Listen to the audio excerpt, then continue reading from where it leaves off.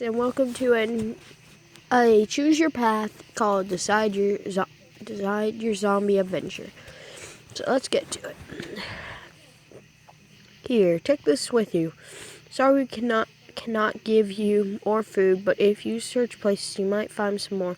Remember, the fate of all of us rests in your hands. Good luck, Bob says as he hands you a bag. Inside is 3 portions of food, a gun with ammo, sunglasses, and a Geiger counter. Stay safe and please return. I am so proud of you, your dad says. You say your farewells and goodbyes to everyone. Then you step into the elevator. The elevator takes you to the ground level in the main and only entrance of the shelter. The door opens and the sunlight shines in on you for the first time in your life. It feels good. You are momentarily blinded until you put your sunglasses on. As you walk out of the shelter, the door closes behind you. You look around. You see an open field of mud in front of you. The shelter door is in the side of a hill. To your left, you see a tree line. To your right, there are some destroyed buildings laying on the road. You decide to. I think since it's life, the trees are life, we should go to the trees. You walk over to the trees. It turns out the edge of the forest. You hear grunting noises from the forest. It sounds like the thing making the noises heading toward you, hiding some bushes. You dive into the middle of a big bush and hide the branches and leaves completely. You dive into the middle of a big bush and hide. The branches and leaves completely conceal you.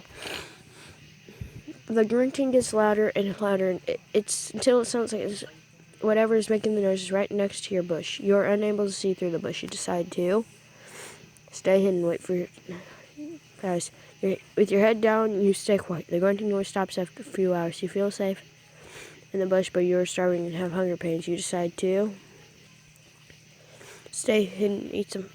You feel safe in the bush, decide to have some food to satisfy your hunger. You are unable to hear any noises, but you are unable to hear any noises, but you can also stay in the bush and have some more food. You decide to. You will finish the end.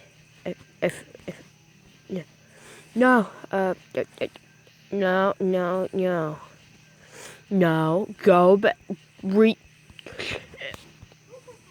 East. Keep going. Further.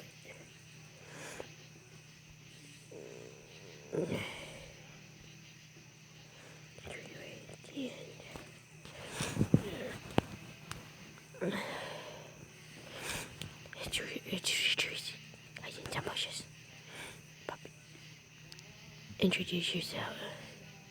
Hello, you begin to say, but before you finish, the woodcutter turns around. His face has half rotted off, leaving only a hole where there should be a nose, and exposing the left side of his mouth, where there are only a few teeth left. The woodcutter stares straight to you and starts limping towards you. You decide to shoot him. You shoot the zombie and blow a hole through his stomach, spraying rotted flesh, guts, and goo around the ground. This causes the zombie to double over, and he ends up on his knees. The zombie looks up at you, unable to get up. He puts his arms out to try and reach for you, but unfortunately, you are far from his reach. You notice the zombie has dropped his axe and decide to save your ammo. So you walk up to the zombie, pick up the axe, then put your foot on the zombie's chest, forcing him onto the ground with his back. With one quick swing of the axe, you miss the zombie's head and chop his right arm off. Green and black goo oozes out of the zombie's wound.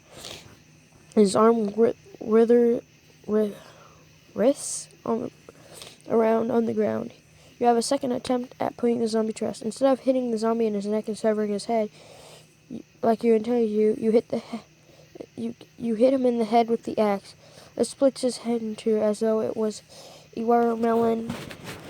More goo oozes from a half of his skull.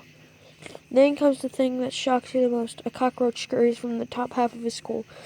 As the zombie lays dead on the forest floor with his severed arms still wiggling around. You vomit. The stench, fagu, the gruesome death, and cockroach are too much for your stomach to handle.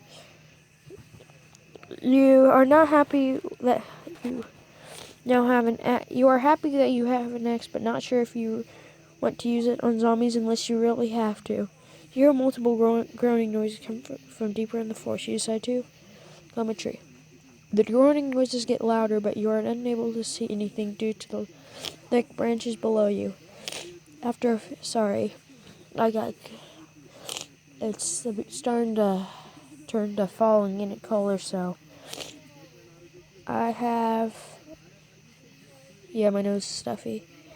You climb up a nice tall tree. The groaning noises get louder, but you are unable to see anything due to the thick branches below you.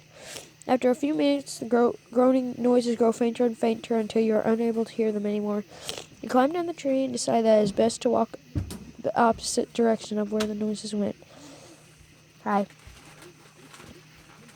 To avoid an encounter with whatever was making them, you walk for a few minutes. After walking for a few minutes, you come on to a high wired fence with a razor wire on top.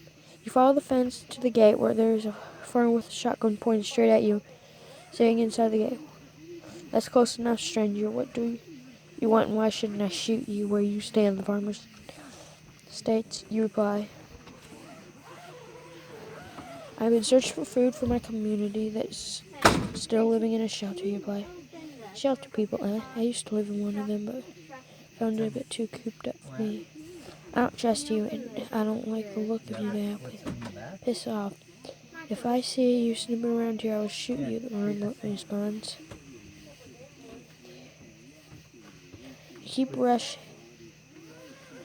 You keep walking, and a couple of zombies rush out from the list. The church straight at you. Duck. Hi. Hey.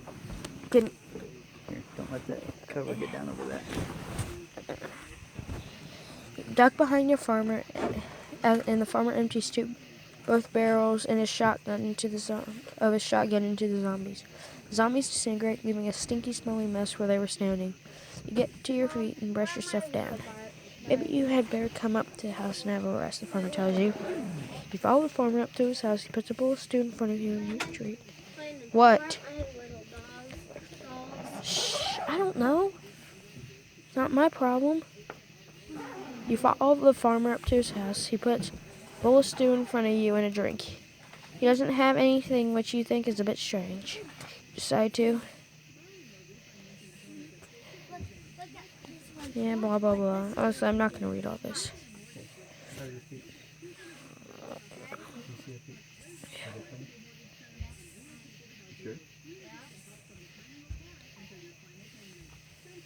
Oh, well.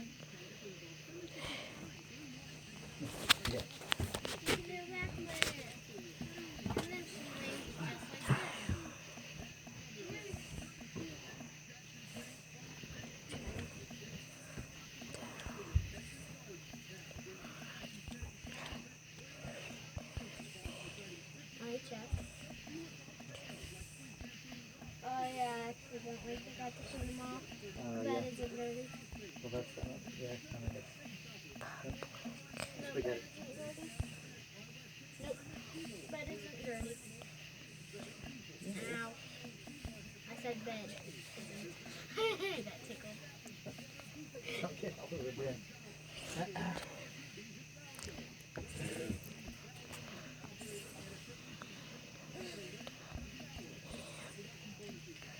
This is Princess Aurora. Graham.